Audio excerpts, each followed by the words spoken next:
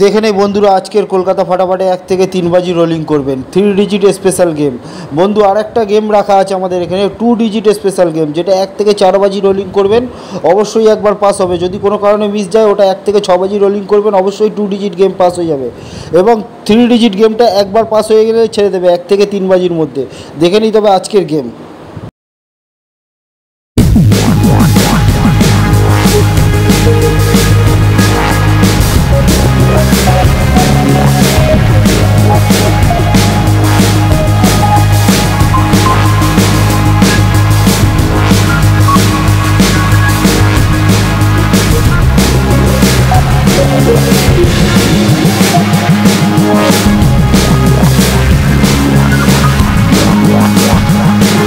দেখে নেই তবে 2 ডিজিট স্পেশাল গেম।